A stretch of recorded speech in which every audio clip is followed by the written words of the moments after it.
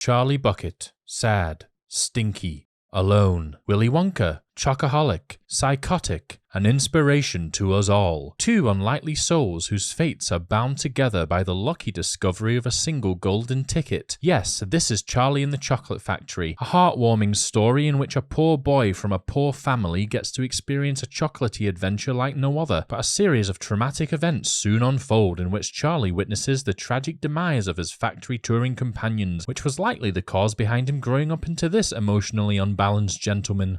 I am a surgeon, Dr. Hunt! And what a great movie it was. And with every great franchise comes a sometimes enjoyable, but more often than not a sometimes terrible game. And that's why today we'll be playing this little golden nugget in gaming. Charlie and the Chocolate Factory released in 2005 for PlayStation 2 and other platforms. It also released on the same day as the movie, but despite trying to capitalize on the movie's success, the game was received pretty negatively by critics, with IGN giving it a pretty bad score of only 4.5 out of 10. The game's voice acting roster does, however, feature most of the original cast from the movie, with the exception of Johnny Depp, whose role of Willy Wonka was instead given to James Arnold Taylor, who you may know as the voice actor for both Ratchet from Ratchet & Clank and Tidus from Final Fantasy X. Our journey begins on a snowy winter's day where we join our hero Charlie Bucket, who for some reason has an abnormally large head and doesn't appear to be dressed for the season. And who's that creepy old wrinkle bag coming up behind us? Why, it's Grandpa Joe, of course, good old Grandpa Joe. Are you coming, Grandpa Joe, or what? He proceeds to tell us about how he used to work for Willy Wonka and that no one has been in or out of the factory for years, to which Charlie replies, I know, Grandpa Joe. And soon after comes an unexpected proclamation from Willy Wonka himself. Dear people of the world, I, Willy Wonka, have decided to allow 5 children to visit my factory. 5 golden tickets have been hidden beneath the wrappers of 5 ordinary Wonka bars. And with only one golden ticket out in the world and no money in his pocket, Charlie begins to lose hope until... $10. Nothing's impossible, Charlie. And with that, the first playable part of the game begins, the Chase the Money Like a Maniac section, where we run around chasing a $10 bill that moves around like the magic carpet from Aladdin. Controls for the moment are pretty basic. We move, we jump, we bang our abnormally large head against a fence. There's even a part where we lift a box. I hope you're lifting with your knees there, Charlie. That doesn't look like it's very good for your back. Okay, box placed, and it's up to the rooftops where things take a life-threatening turn and we... fall. Oh dear. Not to fear though, a bunch of sharp metal trash cans will cushion our fall, and now our backside is securely placed atop a dirty bin lid. So with sparks flying, we give chase whilst easily avoiding all of the obstacles in our way. And there you have it, we got a $10 bill. And the lesson?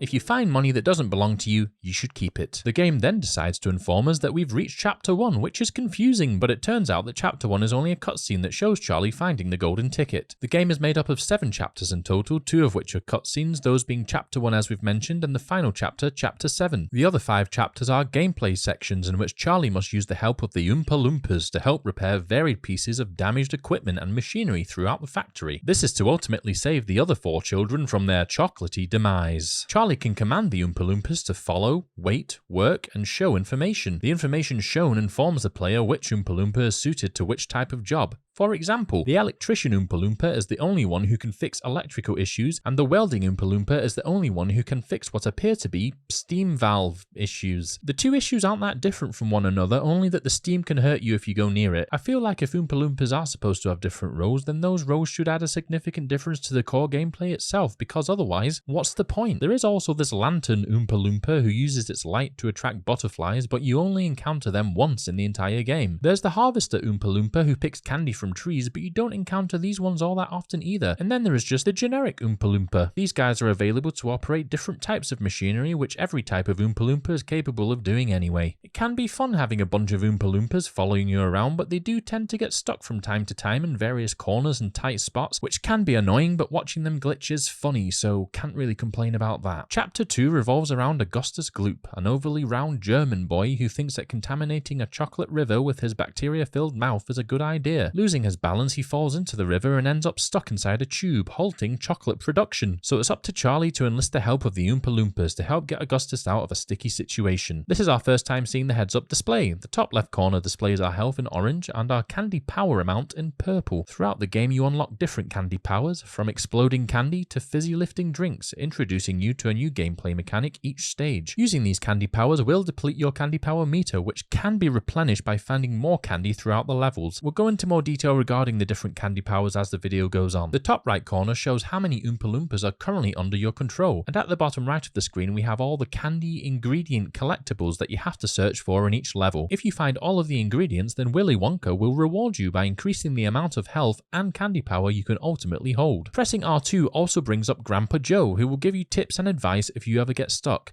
I never really found myself having to use this feature, but I guess it's a good way to incorporate the old codger into the game. So our first task is to recruit 2 generic Oompa Loompas. Simple enough. Once they're following us, we have to bring them to the bellows, which are these strange looking devices, where we must command them to do an infinite amount of somersaults until we say stop. This action for some reason has an inevitable reaction where Augustus Gloop gets pushed through the pipe to an unknown location. Okay, so Willy Wonka seems happy. So happy in fact that he gives us the everlasting Gobstopper, which will be our default attack going forward. Pressing square now allows us to launch Gobstoppers at enemies. We are also introduced to Wonkavite, a weird looking object that resembles nothing in existence and for some reason can't stop laughing while simultaneously running away. We can either stun it with a Gobstopper or command one of our Oompa Loompas to catch it and bring it to us. Doing so allows us to replenish our health, and with that we open the door and head towards the next section. Oh look, he's still stuck in the plumbing and Willy Wonka's precious beanstalk is wilting away. This is where we are introduced to the Harvester Oompa Loompa, and by using his picking power we unlock our first candy power, the jelly beanstalk candy. Pressing R1 brings up the candy power selection screen, and now when we press circle we are able to use our newfound candy power. Once equipped, it allows us to throw sticky vines onto the floor, and if an enemy decides to get within close proximity, in this case the Wonka bots, then they end up becoming trapped, undergoing a dramatic metamorphosis resulting in a green gooey ball which can only mean one thing. It's time for mini golf. The aim of the game is to throw our sticky green balls into each of the 3 pipes, which presumably will cause the pressure to increase, meaning that our dear friend Augustus Gloop will be one step closer to sweet, sweet freedom. Let's give it a try, shall we?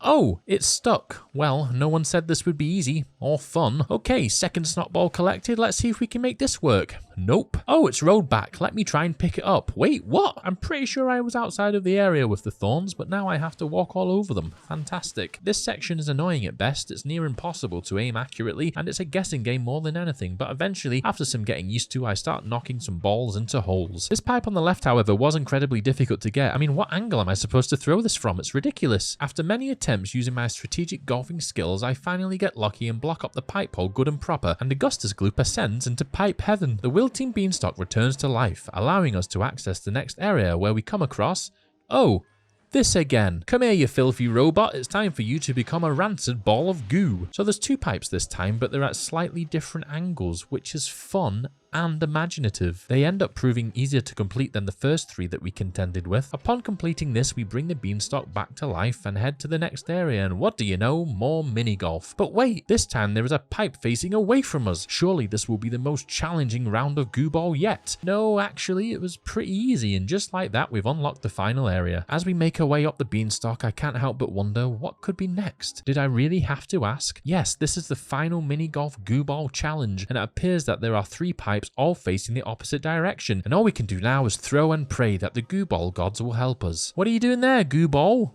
Oh, you're coming back. Great. After many attempts on the last pipe, we finally succeed.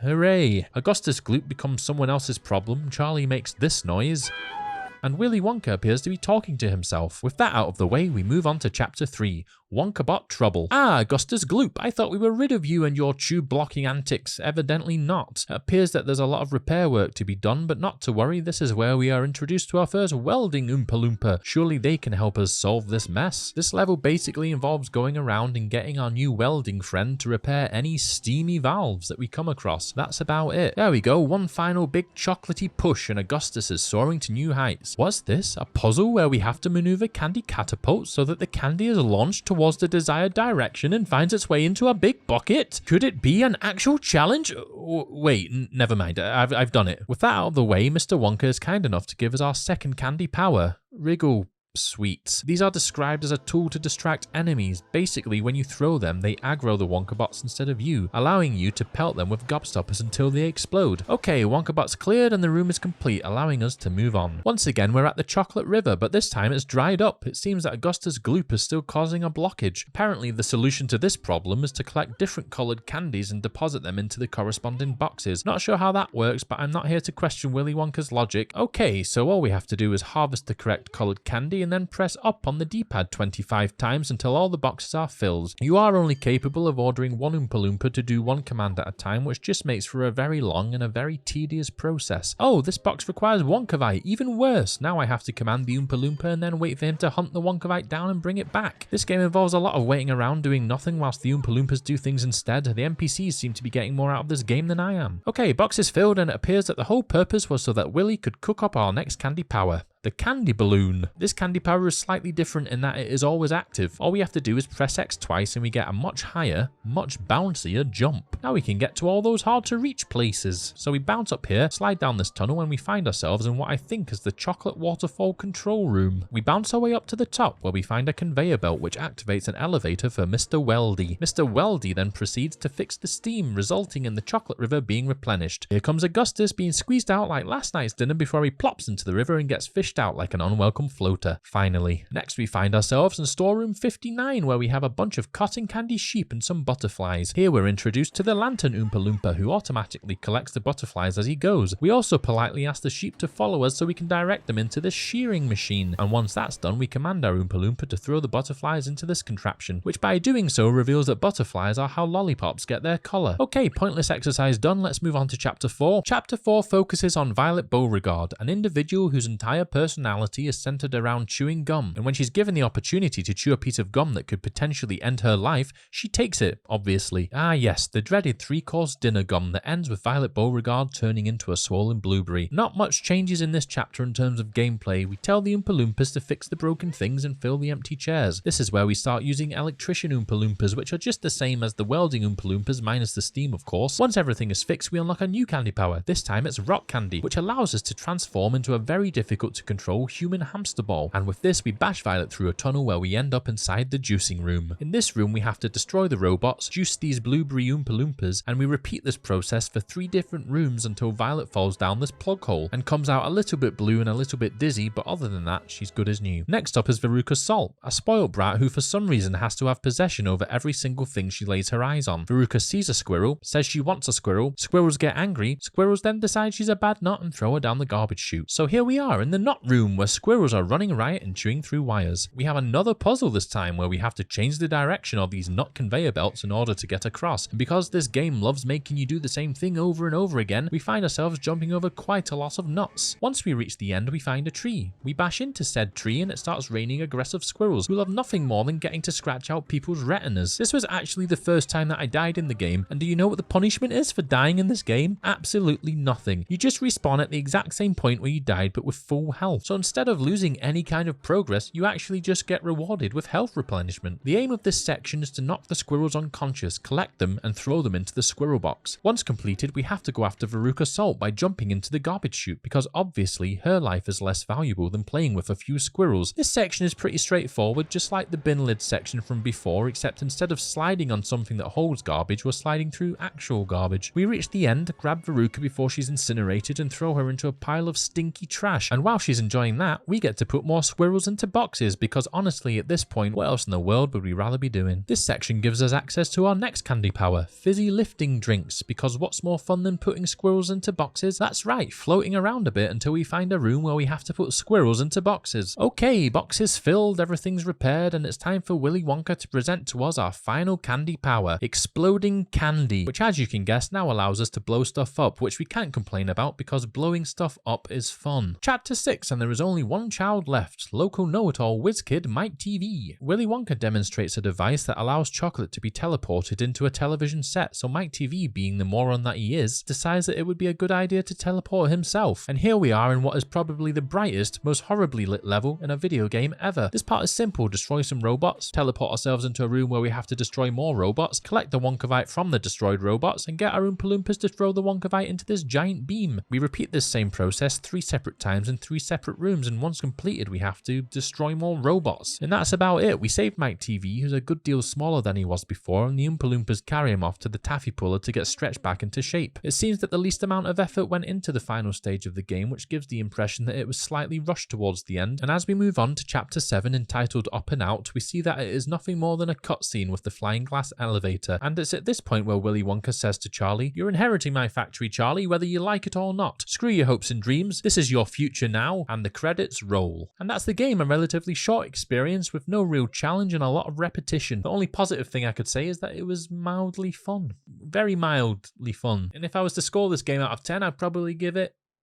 3 Oompa Loompa butts. As always, thank you so much for watching. I hope you enjoyed, and I'll see you in the next one. Goodbye.